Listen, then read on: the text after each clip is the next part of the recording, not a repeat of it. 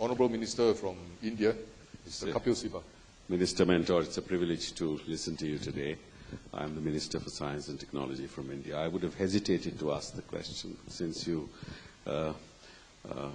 suggested some skepticism about India's commitment. I thought I should clear the air. We are deeply committed to climate change, and I must say I happened to be at Bali and I was the chief negotiator from India. And I don't know how you got the impression that we were not committed. So there is perhaps a lack of communication at some level. But coming to the question, I do believe, and I think I agree with you, that to think that we're going to have a global solution at the political level in Copenhagen is a far cry. I think if we are going to really do something about climate change and make sure that our future generations don't suffer from the impending disaster, we need technology. What we need is a technological solution, not a political solution. We need political commitment for a technological solution. And I'm afraid that the world is not moving in that direction. What we need, and remember this, each country in the world is differently circumstanced. And they need different technologies at different prices, which are accessible and affordable at different levels.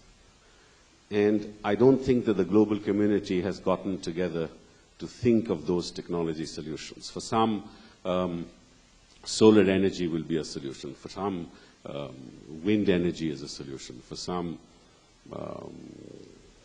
other, coal, for example. People are pushing for coal because most countries who have huge reserves of coal are talking about carbon sequestration and capturing, because they know that there is no other form of energy, and they have a resource that they wish to use.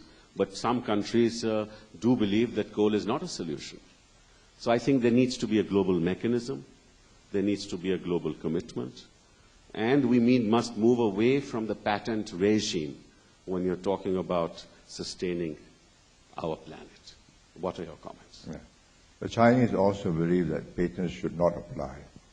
If you want them to grow green, then what you have discovered, you pass on to us, and we will be able to help you. I said this of India because in Bali, because both India and China took the same positions. They did not commit themselves. You did not commit yourself in Bali to the resolutions that were put up. And I don't blame you, because your per capita consumption is that low. So 80% of your population is in the countryside. And even in the towns, you've not industrialized like the Chinese have, because you've gone IT first. So your contribution to global warming is insignificant.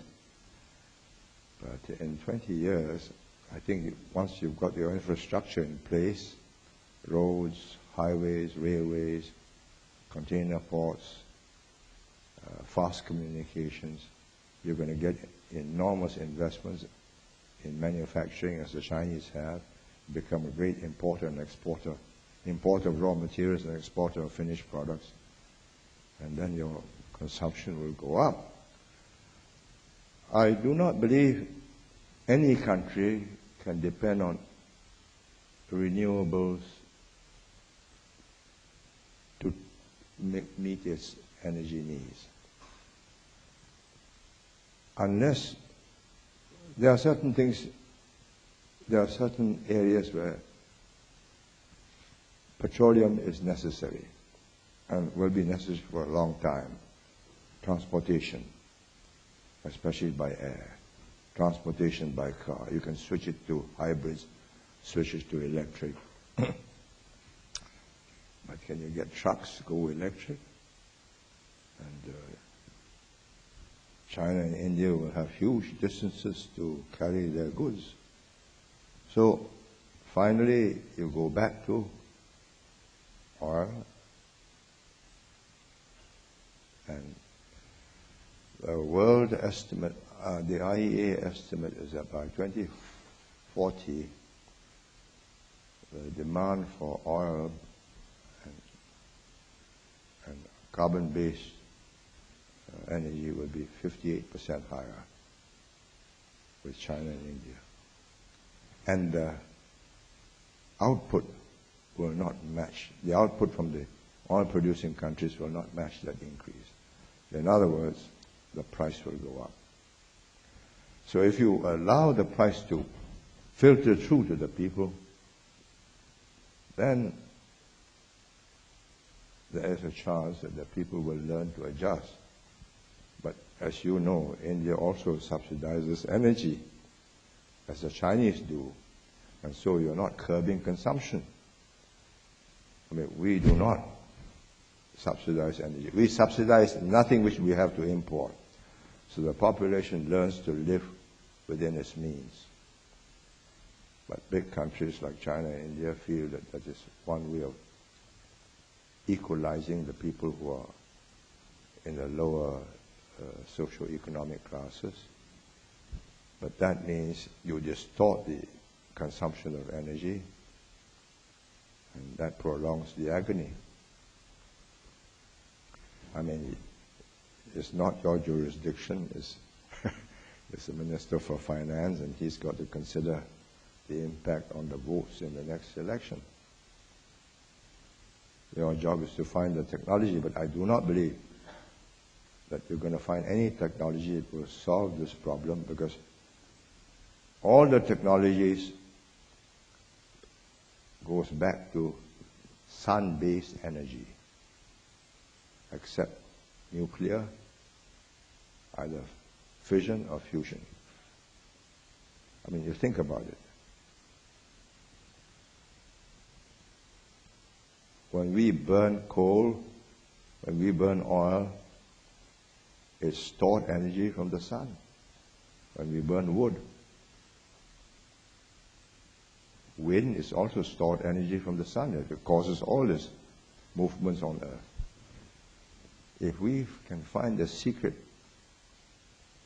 to the atom without causing disastrous consequences, then we have limitless supplies. And then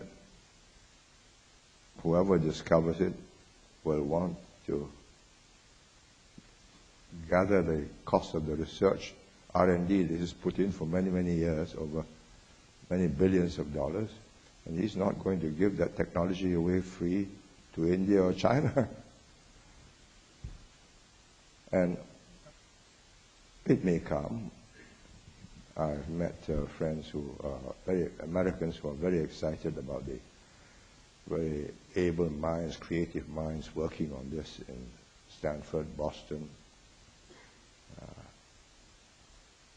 I'm skeptical because I think you've got to break the secret of non-sun-based energy. That's what makes the sun burn. I mean, that's a very deep secret. If you can unravel that, then you've really unraveled the beginning of life. And as Minister for Science and Technology, maybe you might put a portion of your R&D funds to work with the Americans and Europeans and the Japanese who are very hard at work on it. I mean, this CERN project has not come. I mean, umpteen years have gone into this collider, and after 4 days they shut it down. And some of the best brains in the world are there.